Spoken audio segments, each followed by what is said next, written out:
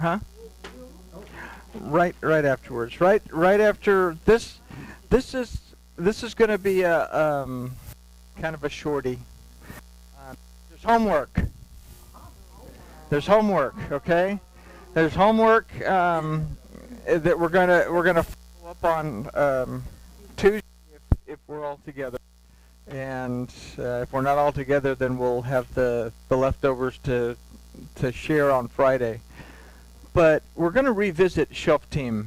Well, the Torah portion is Shoftim anyway. But last week at Shabbat, we talked about the need to become Torah active as opposed to simply being Torah observant. What it is to bring that out. Then, Tuesday's discussion in Yochanan, we discussed what's your motivation for this. Is it to build a relationship with Seh HaElohim, or is it just to build social contacts? And we said that there are some folks that they go to church or they go to shul or whatever just to build the social network, the social connection, but there's nothing else there. What is your motivation in being Torah observant? So that takes us back to Shoftim. And last year, this is last year, the year before, I can't remember, we talked about being perceptive to 2 points of view. Where are our judges? Where are our judges at our gates? The homework part comes into these verses, these scriptures that I have up here basically encompass the whole of Shoftim. There are different aspects within this. They deal with not getting involved in sorcery. Well, what is witchcraft? Well, witchcraft is manipulation, manipulating things. Deals with a good prophet and a false prophet. What is a good prophet? What is a false prophet? Verse 6:17 deals with the need for 2 witnesses. Okay, how do we bring all this? I'll explain that in a minute. 18:10, 18:22 also deal with well, that's where the false prophet, the person that you go into a city and they're not doing right, don't get sucked into it, destroy the city and the inhabitants because you don't want to get involved in that. But it all culminates with an interesting commandment, which is in this Torah portion, which is in chapter 19, 3 through 5, that deals with someone who commits an unintentional murder and is able to escape to a city of refuge until it can be worked out. Okay? Now, we can say all these are events, they're all commandments, they're all stories, whatever you want to think about them. We're going to look at a very personal, brought into application of this. How do we apply this to our lives? Take what we reviewed today, and then take a look at these things when you get some time to do it. Bring these in closer to personal terms. If we say that the whole of the children of Israel, bring that down into me. I am the children of Israel. These apply to me in my traits and how I deal with other people, how I process information, how I view the world around me. What causes me to get into a situation 3 through 5 where I have an unintentional sin, that I unintentionally commit a murder, where I have to go to one of how many cities of refuge? Anybody know right off the top of their head? 3. So here's another challenge. What is the significance of 3? Why is there 3 cities of refuge to go to? So if I commit something unintentionally, what is the significance of 3 in that? It's a big mouthful, but if you have your Meanings of Hebrew Letters booklet, and if you don't, I can see about getting you one? The answer might be in that somewhere. Okay? Gimel. Gimel. Okay, Gimel. The first time we see Gimel as the root of a word in the Torah is in the word Gadol. That means great. Gimel represents wealth, pride, arrogance, but it also represents stability. So if it represents arrogance and pride on one side, but it also represents stability on another side, where in this is the city of refuge that I'm actually finding myself going towards because I commit some kind of an unintentional transgression based on something in this? Everybody with me as far as bringing it in close? How do I make this a personal application? I've been breaking it down into a personal application and giving it to you. So now you all break it down into a personal application. Let's bring it back and discuss it so that I want to know where you're at. Okay? So let's talk about Shoftim, and then hopefully this will give you some insight as to how to go about processing all this down the road. So I want to try to get more proactive, if that's okay. Everybody okay with that? Good. All right. Father, we thank you for this opportunity to look at your word. We thank you for the opportunity to learn about ourselves, how to apply your word, your Torah, your instruction to our lives. And we ask that you will open our ears and open our hearts so we can understand what your word tells us. And we thank you in the name of Yeshua. Amen. All right. So, as human beings, we're looking for truth in our lives. The knowledge of good and evil is at times helpful, while at other times it's a hindrance to our ability to see truth, as our perception is often distorted by our bias and subjectivity. To be subjective, I only see things from my point of view. If I'm going to be objective, I need to not only see things from my point of view, but I also have to take your point of view into account. Your point of view. I have to understand it from 2 points of view so I can see the overall picture. Okay? So we have 2 points of view. But they limit our ability at times not to be truthful to ourselves, because as carnal beings, our insight and awareness is limited. We are all made to contain the ingredient of mitpalel, which is the ability to judge and the ability to seek Elohim for guidance. Mitpalel as a word is found within the word Adam. You say, well, how? It's, Adam is 3 letters and mitpalel is like 5 letters. How do you find this? Well, it's an exercise. If you'll spell out Adam, it's Aleph, Dalet, Mem. If you spell out the Aleph and spell out the Dalet and spell out the Mem, then you're going to have a whole bunch more words underneath. And what you find within those words is that you can reconstruct those to spell out the word mitpalel. Within the Adam, I'm not talking about the first guy named Adam. He didn't become the first guy named Adam until the 4th chapter. Until then, Adam refers to humankind, all of us, male and female. Okay, so we can't be biased in this. We all have the ability built into our spiritual DNA to be able to judge, to be able to speak truth, but we also have the ability to be sucked in false. But again, that's up to us to decide what we want to do. So it's our choice as to how to use this gift of mitpalel. Now, Yahuwah gave us the Torah as a standard to measure our judgment for accuracy. Within its pages are answers to every situation that we will encounter throughout our lifetime, except for perhaps what to do if you're taking off the oil filter in the car and it just happens to rip. It doesn't have instructions for stuff like that, although it does teach you not to get angry and throw the wrench across the room. Okay, good. So in this Torah, we're going to explore what it is, judgment, what it means to allow our judgment not to be distorted, and we're going to see what it means to allow our judgment to be distorted.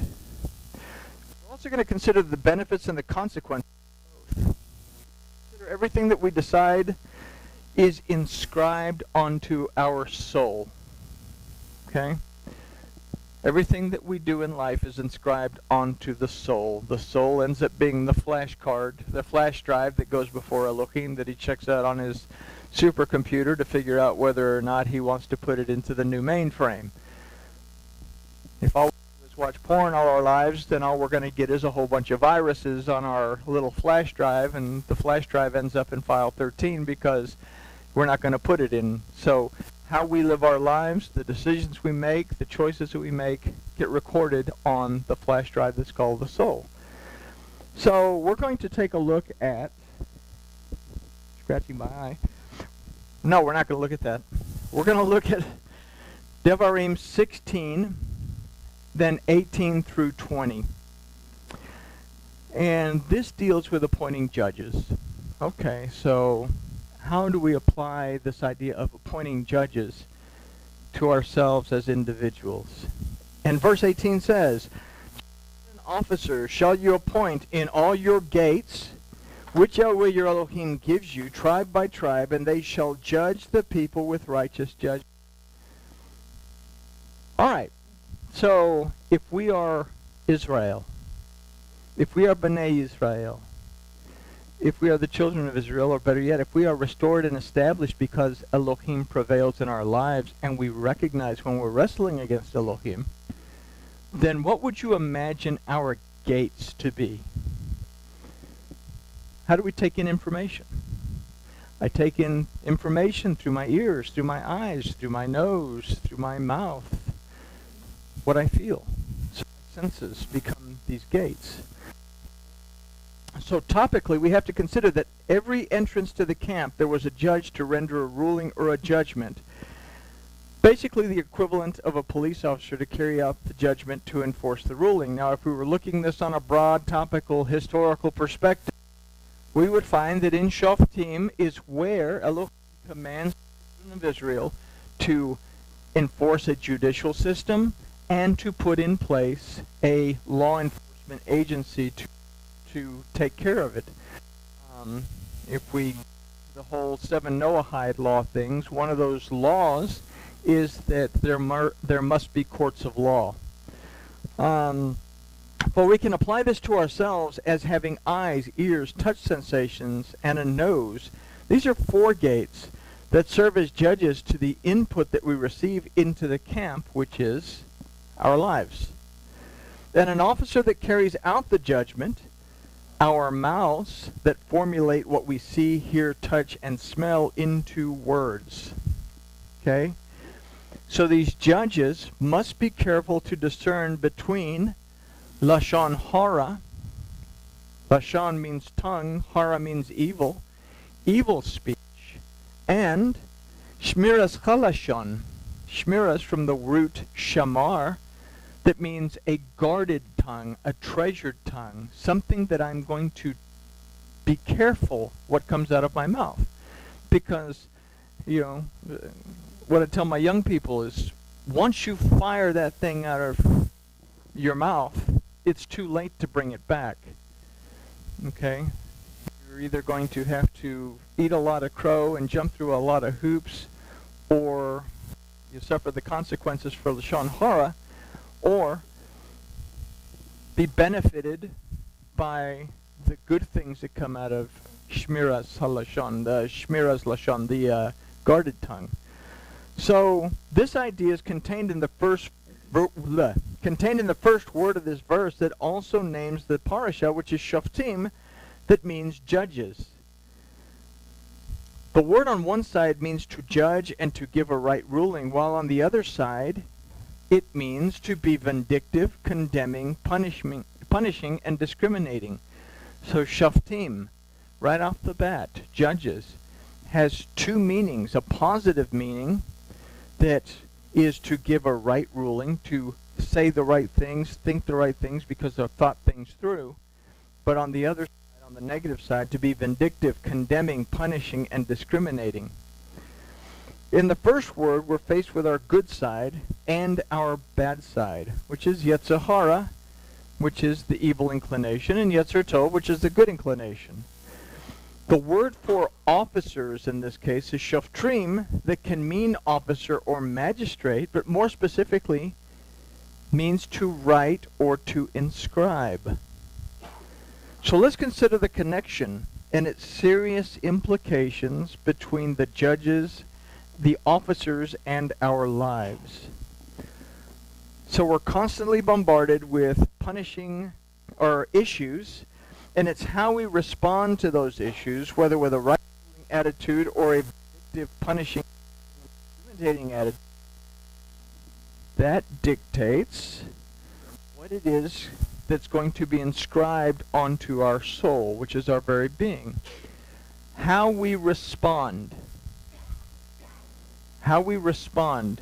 is going to be inscribed onto our soul. Okay, everybody with me on that? So it would make sense to use good judgment. That's why we have a Torah, because it tells us, hey, think about that. Do this, don't do that. Always uses the word, most of the time, 98% of the time uses the word lo for no, which lo is basically the no that says, I'm giving you to decide not to do it.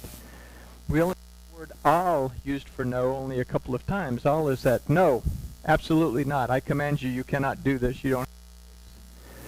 Okay? What affects our lives? But it also affects our health as well, and we can affect the lives and the health of others that we come into contact with.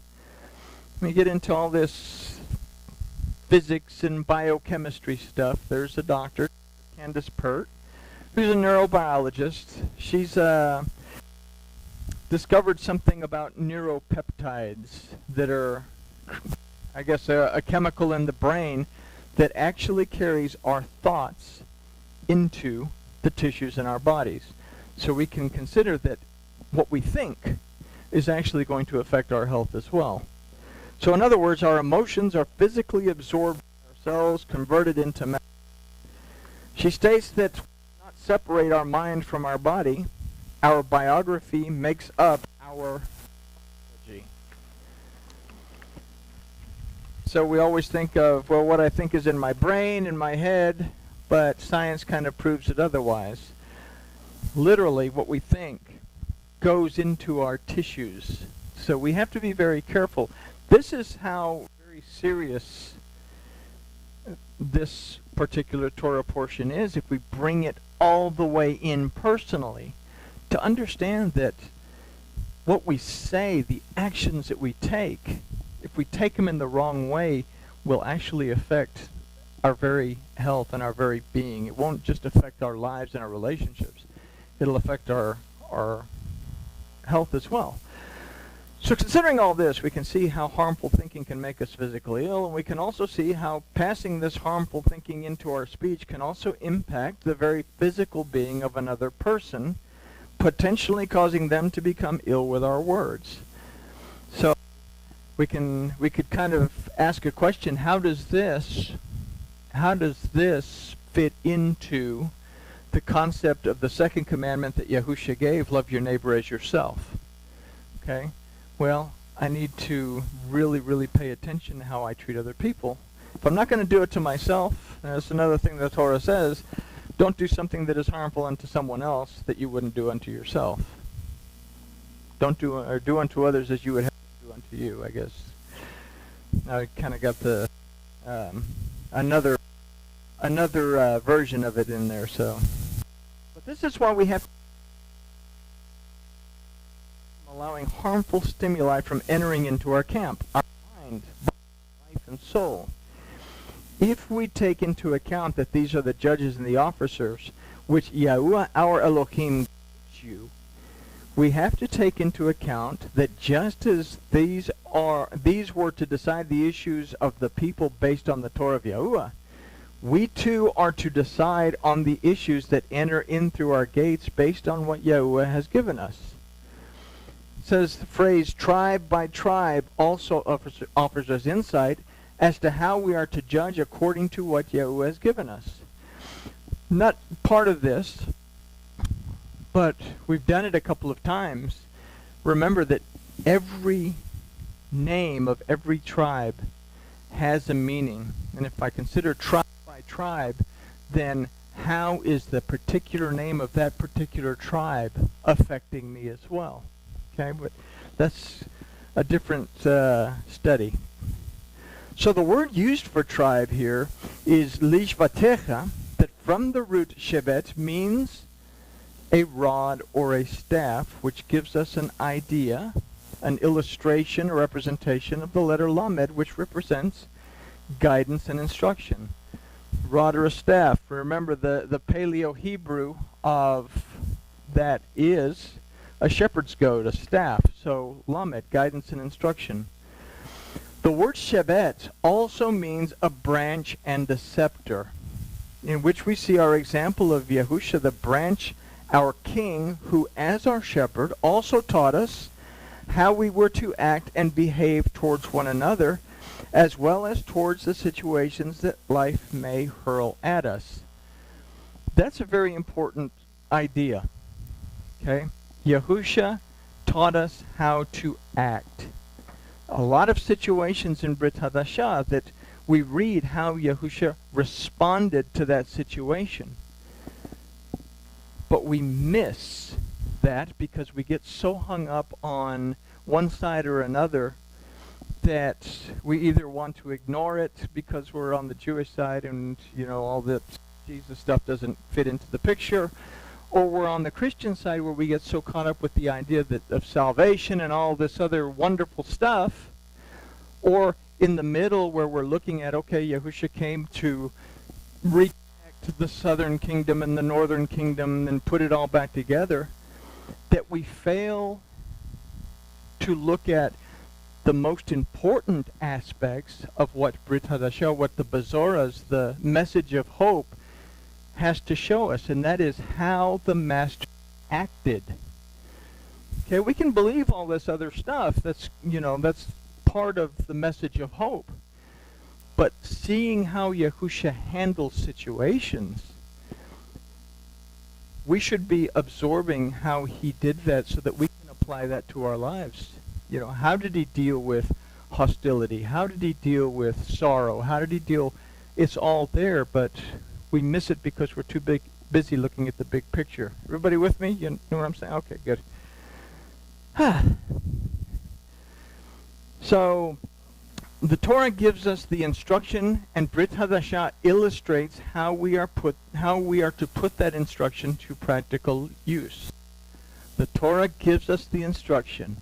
Brit Hadashah illustrates how we are to put that instruction to practical use.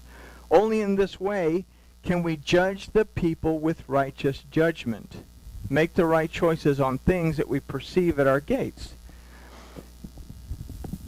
How else would we describe judge the people with righteous judgment? If the word for people is am, that comes from the root amam, that means dark or dim, and the root of both of these words is ayin, that means perception, how do we judge our dark or dim view of things with a righteous perception? Okay? All right. So verse 19, we're going to consider what bad judgment entails. You shall not distort judgment. You shall not respect persons. Neither shall you take a gift, for a gift does not bind the eyes of the wise and pervert the words of the righteous. So we have a phrase, you shall not distort judgment. It's kind of obvious topically. But the word for distort is tate, that also means to stretch, to bend, to incline to hold out, and to pervert. So we can say we stretch the truth, we bend the truth, we do all this stuff to the truth. The word for judgment here is mishpat, that also means an act of deciding, the process of deciding, the privilege of choice. So it's not about distorting judgment. It's not about abusing, it's about not abusing the privilege that we have in our free will to choose. I'm not going to distort my judgment to be biased about something. I'm not going to I'm not going to look at it subjectively. I'm going to look at all the points of view so that I understand. One thing that I teach my young people, is think things through before you say anything. Think things through before you take action. Then I tell them, there's more to that. Before you can think things through, you have to know what the things are. Make sure you have the facts. Before you say you have the facts, make sure you understand what those facts are. Where did you get your information? There's a lot that goes into this judgment thing. Okay? Now, if there's a baseball flying at your face in the ball game at 100 miles an hour, move out of the way. That's a, you know.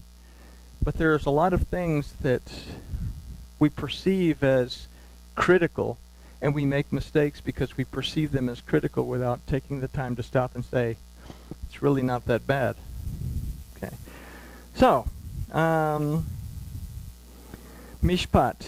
Okay, so it's not about abusing the, let's see if I can read this right for once. It's about not using the privilege that we have to use our free will to choose. We have the Torah to guide us, and we have Yahusha as our example. We can choose to follow the Torah's right rulings and our Master's example, or not.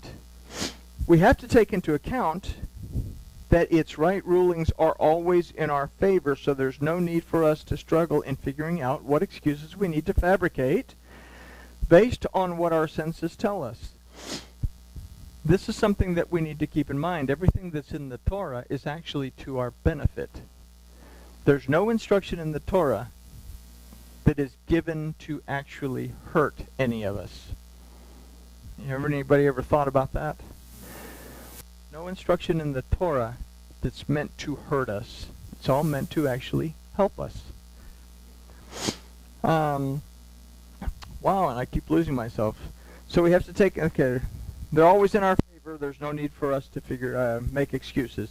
In the phrase, you shall not respect persons, we are to treat everyone equally, which is hard to do, as we have a tendency to be judge, jury, and executioners of some people who continuously feed us bad input. But we also tend to play favorites with people, and we'll take their word over anything, whether it be the truth or not. Okay? So we also tend to be sweeter to the people that feed us a good point. We are to treat the input fairly as the person that's always feeding us the bad is capable of feeding us good, and the one that's always feeding us good is also capable of feeding us toxic input. Okay, so where we're getting the bad input, there is also a possibility that we can get good input. The only problem is it's very difficult to trust a source that's always giving you something bad, and all of a sudden you get something good out of it. And it's just the same thing. It's very difficult to trust something good, and all of a sudden you get some bad input out of it, which really messes things up, because then it destroys a trust thing when the good thing all of a sudden becomes a bad thing. Bear with me. It is exactly because of this that we must carefully discern and not judge unfairly. We must not allow ourselves to be enticed to make poor decisions based on the sweet promise or a kind gesture. Things that look too good to be true usually are. We find this advice voiced in the phrase, neither shall you take a gift, for a gift does blind the eyes of the wise and pervert the words of the righteous. In one of these two, I can't remember which one it is, it talks about eventually, this is kind of a prophetic moment, Moses is saying, eventually, you guys are going to say you want a physical king. And you're going to get a physical king, because I'm going to allow you to have a physical king down the road after you've really messed things up through the period of the judges. But that king is going to have some stipulations on what he can do and what he can't do, and among those things is he is not to take gifts. So, but it's in this as well. It kind of brings this to this as well. So, if we are the children of Seh HaElohim because we claim to believe and receive his word, then we must live according to the rules of that house. Those rules are found in the pages of his Torah and vividly illustrated to us in the pages of Brit Hadashah. And this is explained to us in verse 20, where we're also given the choice to follow or not. And it says justice. Justice shall you follow. that you may live and inherit the land which Yahweh your Elohim gives you. That the word zedek, justice, that specifically means righteousness, is mentioned